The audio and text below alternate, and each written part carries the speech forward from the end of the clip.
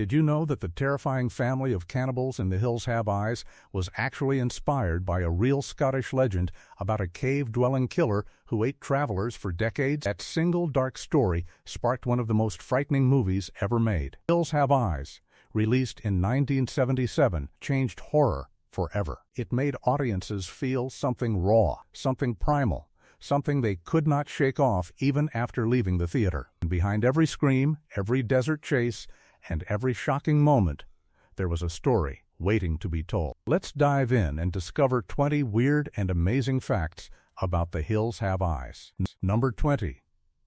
The real monster behind the monsters. Before a single frame of film was ever shot, director Wes Craven sat alone with a history book and a very dark legend. He was not searching for a monster in a laboratory or a creature from outer space. He was looking for something far more terrifying, something that had actually happened in real life.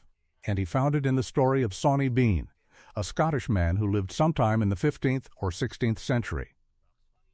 According to legend, Sawney Bean led a clan of more than 40 family members who lived hidden inside a coastal cave in Scotland. For roughly 25 years, this clan reportedly ambushed, killed, and cannibalized travelers who passed too close to their hiding spot. Historians debate whether the legend is entirely true, but the story had survived for centuries, and it carried enormous weight. When Wes Craven read about Sawney Bean, something clicked inside his mind. He saw a perfect dark mirror, a family living completely outside of society, surviving by brutal and horrifying means. He asked himself a simple but haunting question. What if that same kind of family existed today, hidden somewhere in the American desert, completely forgotten by the modern world? That question became the beating heart of The Hills Have Eyes. Craven took the basic idea of an isolated feral clan and transplanted it from the green cliffs of Scotland to the burning red rocks of the Nevada desert. He stripped away the centuries and replaced them with nuclear testing grounds and forgotten government maps. The result was something that felt both ancient and disturbingly modern at the same time. What started as a centuries-old legend became a nightmare that American audiences could not escape. The real monster was not invented in a writer's room. It walked out of actual history and into our darkest fear. History did not stay in the past, it followed us all the way into the cinema. Number 19. A low budget that almost killed the dream. When Wes Craven began making The Hills Have Eyes, he had almost nothing in his pockets.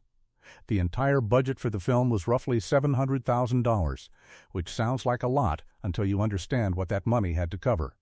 There were desert locations, costumes, props, weapons, special effects, vehicles, and an entire cast and crew that needed to be fed and sheltered in one of the harshest environments imaginable. Craven had already made his debut film, The Last House on the Left, on an extremely small budget, so he knew the painful reality of guerrilla filmmaking. But The Hills Have Eyes pushed those limits even further. Money ran short almost immediately. There were days when the production could barely afford food for the crew working in the blazing desert heat. Equipment broke down and could not always be replaced quickly.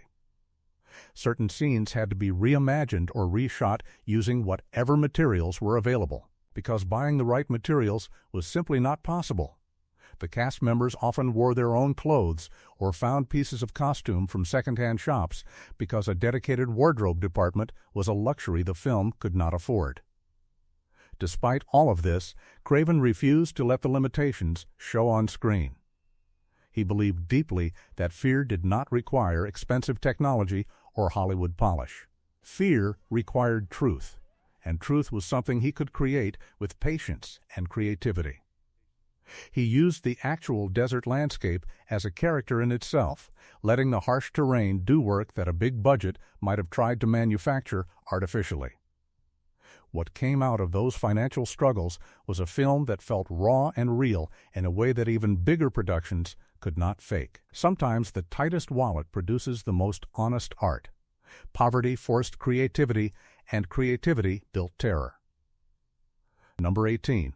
The desert that almost broke the crew The Hills Have Eyes was filmed primarily in the Mojave Desert in California and also used locations near the town of Victorville. If you have never stood in the Mojave during summer, it is very hard to understand what that kind of heat does to a human body.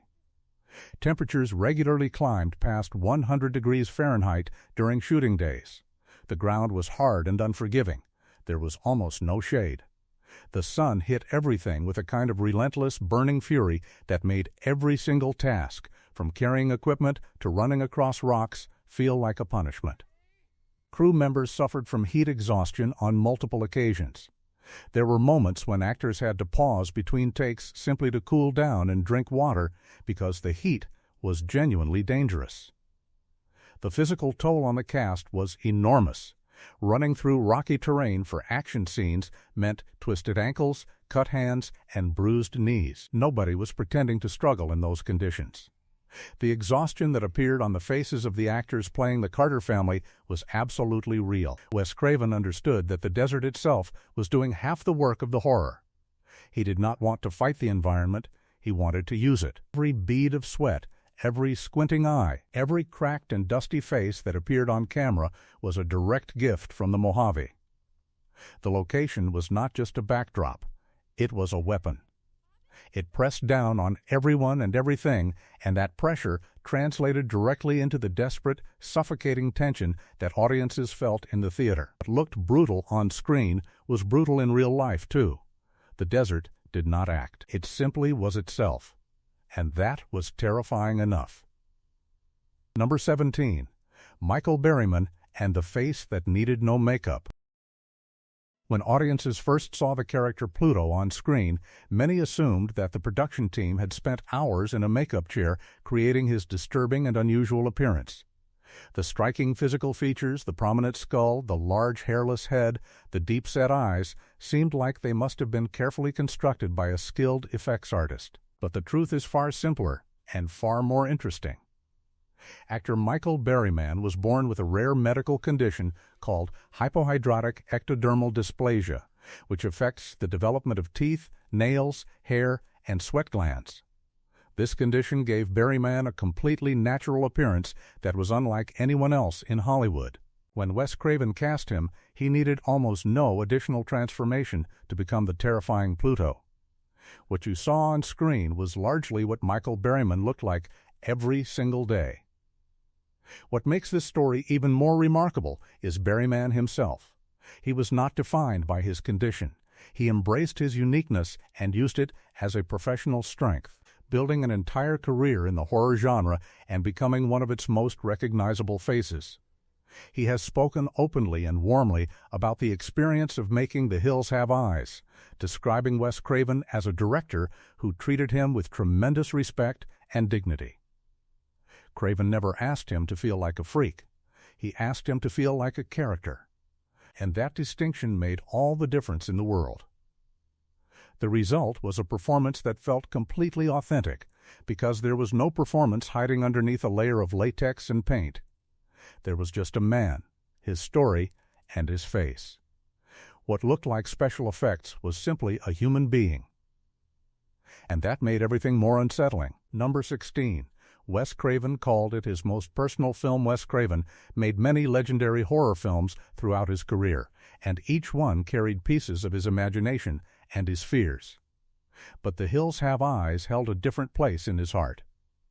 He described it on more than one occasion as one of his most personal films, a story that came from deep inside his own anxieties about society, family, and survival. Craven grew up in a very strict religious household in Cleveland, Ohio. His upbringing was defined by structure, rules, and a strong sense of moral order. As an adult, he became fascinated by the tension between civilization and what lies beneath it. He was drawn to questions about what happens when the comfortable rules of society are stripped away. When a regular family is thrown into a situation where the normal rules no longer apply.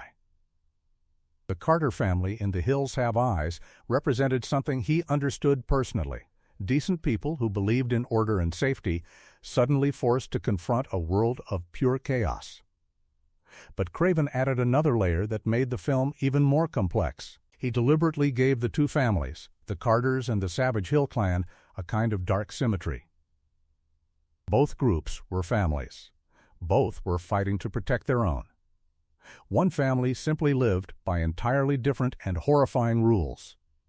Craven wanted audiences to ask uncomfortable questions about where the line between civilization and savagery actually sits. He was not just making a scary movie. He was asking whether any of us are truly so far removed from the darkness. That question still sits uncomfortably in the viewer's chest long after the credits roll. A horror film became a mirror. And mirrors sometimes show us things we would rather not see. Number 15. The Carter family dog was a real scene stealer.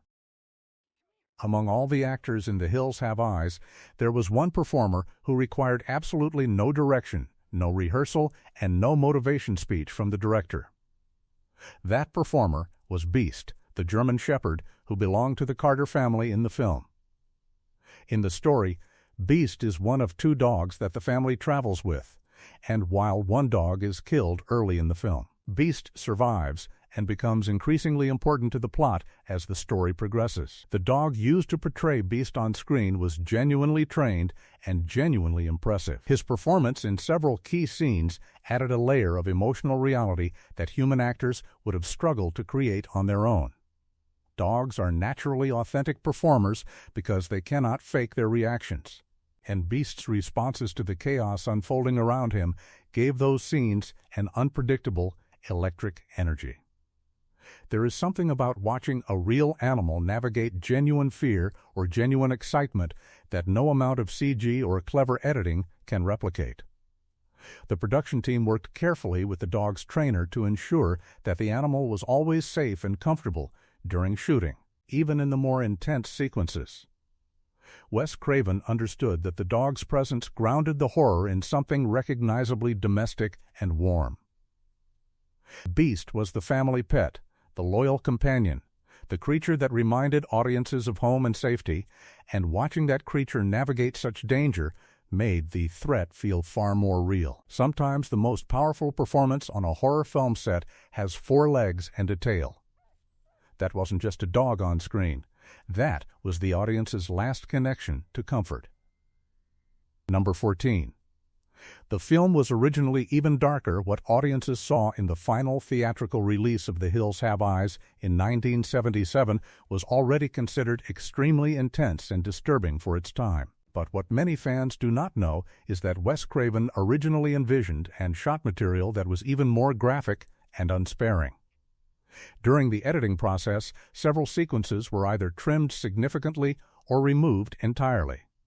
Some of this was done for purely practical reasons. The footage simply did not serve the story as well in its longer form. But some of it was done in response to the reality of distribution. Getting a film into theaters in the 1970s meant navigating a rating system that could effectively bury a film if it received the wrong classification. Certain scenes that Craven considered important were cut back in order to ensure that the film could reach the widest possible audience. The tension between a filmmaker's raw vision and the commercial realities of distribution is one of the oldest stories in Hollywood, and The Hills Have Eyes was no exception.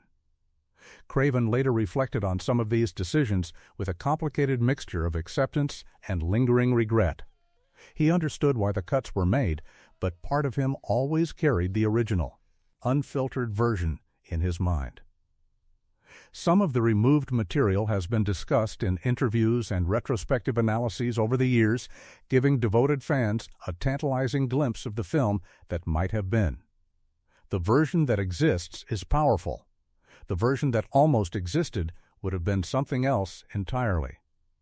What made it to the screen was already shocking. What stayed on the cutting room floor might have been too much for the world to handle. Number 13. The villain Jupiter was inspired by forgotten Americans. The patriarch of the Savage Hill clan, a massive and monstrous figure named Jupiter, was not simply invented as a random horror villain. Wes Craven put genuine thought and intention into where Jupiter came from and what he represented. In the world of the film, Jupiter is described as a child who was abandoned by his own family and left to survive alone in the desert because he was considered too wild and too dangerous to live among normal people. He grew up in the wilderness, built his own family, and developed a savage code entirely separate from the society that rejected him. Craven used this backstory to tap into something very real about American history: the existence of people who had been cast aside, forgotten, or simply left behind by a society that preferred not to look at them. He was thinking about communities in rural and extreme poverty, people living on the absolute fringes of the American dream, invisible to the comfortable middle class. Jupiter and his clan were the dark answer to the American family ideal. They were what happened when society threw people away and pretended they did not exist. Actor James Whitworth brought enormous physical and emotional power to the role of Jupiter, creating a character who was terrifying but also, in brief flashes, almost pitiable. You could sense the abandoned child somewhere inside the monster. That complexity was entirely intentional, and it elevated the film beyond simple exploitation horror. The scariest villains are not purely evil. They are human. And Jupiter, for all his horror, was unmistakably, tragically human. Number 11. The film was shot in just 28 days. The Hills Have Eyes was completed in a remarkably short period of time. The principal photography, meaning the main shooting days when the cast and crew were out in the desert capturing the footage that would eventually become the film, was finished in approximately 28 days. For a film of this ambition and complexity, that is an extraordinary achievement. 28 days sounds like a reasonable span of time until you consider everything that had to happen within it. Desert locations had to be scouted, prepared, and shot. Action sequences involving running, fighting, explosions, and vehicle crashes had to be coordinated and captured safely. Night shoots, which are always more complicated and expensive than daytime filming, had to be planned and executed. And all of this happened while the crew battled extreme heat, limited resources, and the constant challenge of staying on schedule. Wes Craven operated during this period as a director who wore many hats simultaneously. He was making creative decisions, solving logistical problems, keeping his cast motivated, and constantly looking for ways to do more with less. His background in low-budget filmmaking had prepared him for exactly this kind of pressure. He had learned from The Last House on the Left that efficiency was not the enemy of art, it could actually be a creative fuel. When you have limited time and limited money, every choice has weight. Every shot matters. There is no room for indulgence or second-guessing. The lean production schedule forced the film into a kind of raw energy that a longer, more comfortable shoot might never have produced. 28 days of heat, pressure, and determination. That was all it took to make something timeless. Number 10. Sound design created invisible terror. One of the most underappreciated elements of The Hills Have Eyes is the way that sound was used to build tension and dread long before anything frightening actually appeared on screen. The film's sound design was crafted with careful attention to what the audience could hear but could not see. Distant sounds from the hills, footsteps, breathing, rustling were layered into the soundtrack in ways that kept viewers permanently on edge. The desert itself was given a voice. Whined through rocks, the creak of the damaged trailer, the muffled sounds of something moving in the darkness, all of these were constructed and placed deliberately to make the audience feel watched, followed, and surrounded. Wes Craven believed strongly that the imagination of the viewer was the most powerful horror tool available. If you could suggest something terrible without showing it, the audience would fill in the blanks with their own deepest fears. Sound was the perfect instrument for this. It could imply everything while revealing nothing. The musical score for the film, composed by Don Peake, reinforced this approach by using unconventional textures and tones that felt dissonant and unsettling without ever being obviously scary. The music did not announce danger. It whispered it. Audiences sitting in dark theaters in 1977 felt the film working on them at a level they could not quite explain or defend against. The horror was not just in their eyes, it was in their ears, their skin, and the back of their necks. Sound made them feel hunted. and that feeling stayed with them long after the final image faded from the screen. What you cannot see is always more frightening than what you can. Number 9. Craven studied real survival psychology. Wes Craven was not content to simply write a horror script and hope that audiences would find it scary. He approached the creation of The Hills Have Eyes with a genuine intellectual curiosity about human psychology, specifically about how ordinary people behave when their survival is threatened. He read extensively about real documented cases of people who had survived extreme situations, disasters, attacks, wilderness emergencies, and he paid close attention to how those survivors described their own mental and emotional states during the crisis. What he found was both fascinating and disturbing. Ordinary people, when pushed to the absolute limit, are capable of things they would never normally consider. The survival instinct, once fully activated, overrides much of what we think of as our civilized selves. This research directly shaped the arc of the Carter family in the film. In the beginning, they are a completely normal middle-class American family, cautious, moral, polite, and entirely unprepared for what awaits them. But as the danger escalates and their losses mount, they change. The son-in-law, Doug, who begins the film as perhaps the most gentle and hesitant character, undergoes the most dramatic transformation by the film's end. Craven wanted that transformation to feel earned and real, not like a convenient action movie switch. He wanted audiences to recognize something true in it, the uncomfortable truth that any of us, given the right circumstances, might discover an unexpected capacity for violence inside ourselves. That is not a comfortable thought, but it is an honest one. Not just a horror story. A human study in a desert costume. Number 8. Film almost had a completely different ending, the ending that appears in The Hills Have Eyes, in which Doug finally turns the tables on the remaining members of the Hill clan, and a moment of desperate and blood-soaked revenge was not the only ending that Wes Craven considered. During the writing and early production process, Craven explored several different ways to close the story. Some of these alternatives were significantly more ambiguous and unsettling than what ultimately appeared in the finished film. One version left far less resolution, placing the surviving characters in a position of continued uncertainty and fear rather than providing even the grim satisfaction of a final confrontation. Another direction questioned whether any member of the Carter family could truly be considered a survivor in any meaningful sense, given the psychological damage they had sustained. Craven was deeply interested in the question of what survival actually costs. He understood that even if a person escapes physical danger, the things they had to do and witness to survive might leave wounds that never heal. The final ending that was chosen carries a strong visceral punch, and it satisfied audiences who had spent the entire film desperately wanting the Carter family to fight back. But it also, if you look at it carefully, leaves a shadow of unease. The final freeze frame is not triumphant. It is ambiguous. It suggests that winning and losing in a situation like this are not entirely separate categories. Something was found in that desert, and something was lost that can never be recovered. An ending that looks like victory always hides a question underneath. Number 7.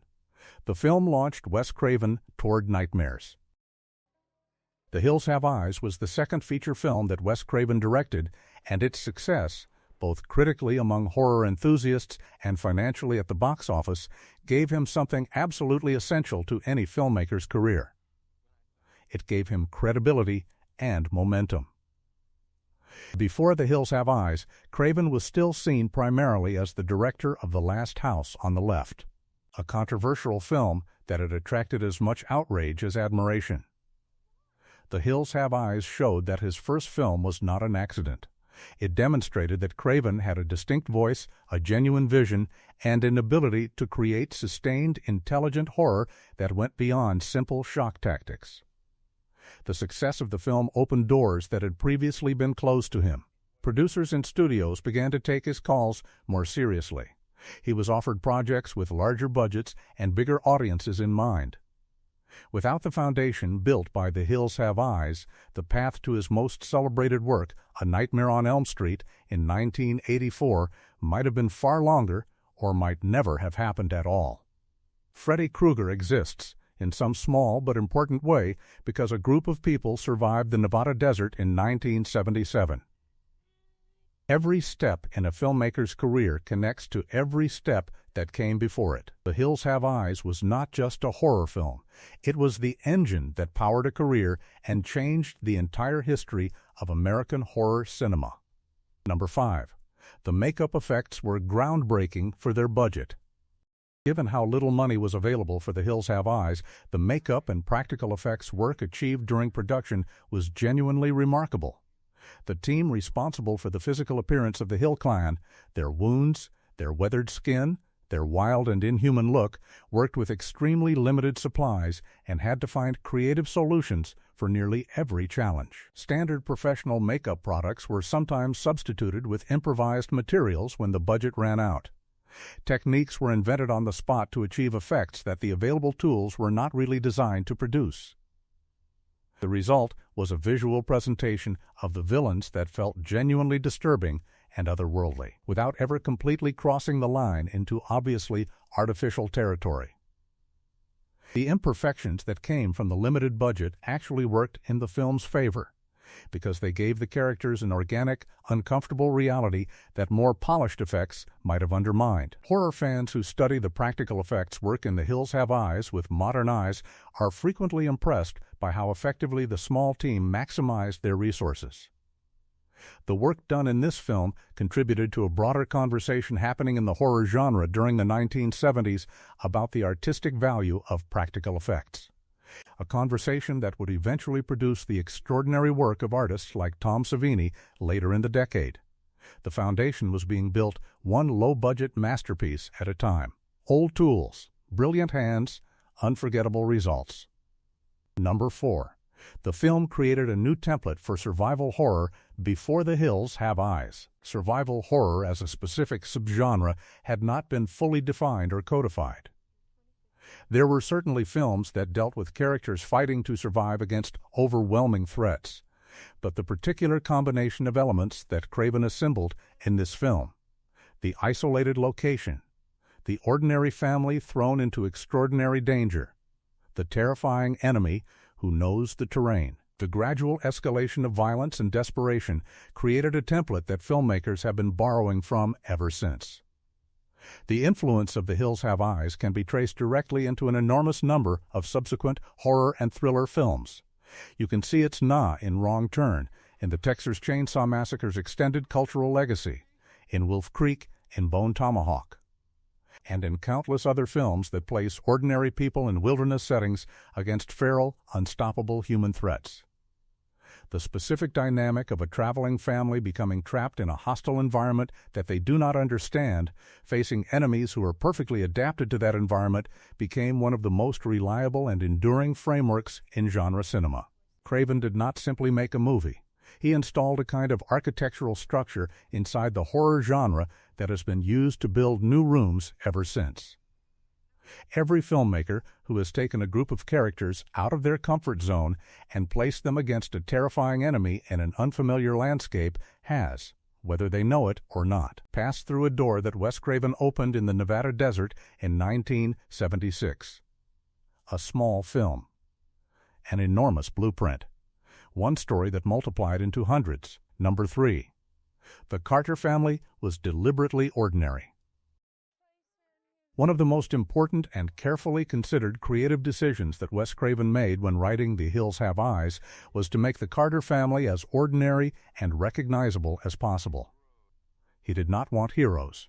He did not want exceptional people with special skills or unusual courage. He wanted a family that any American watching the film in 1977 could look at and immediately recognize as people just like themselves or their own family.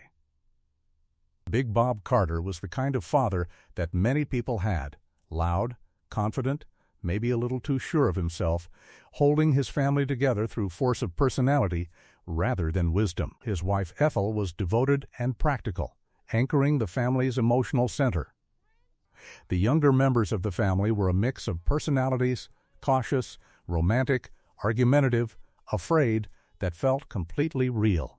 Craven understood that the horror would only work if the audience truly cared about these people, and the only way to make the audience care was to make the characters feel genuinely human.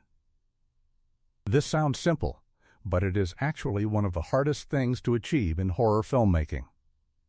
The genre is full of characters who are interesting on paper but feel hollow and interchangeable on screen. The Carters did not feel hollow. They felt like people. And when terrible things happened to them, it hurt in a way that hollow characters never could achieve. The casting choices reinforced this perfectly. Each actor brought something authentic and unperformed to their role. They did not play victims, they played people. And that made all the difference. When you care, fear becomes real. That is the oldest rule in storytelling. Number 2.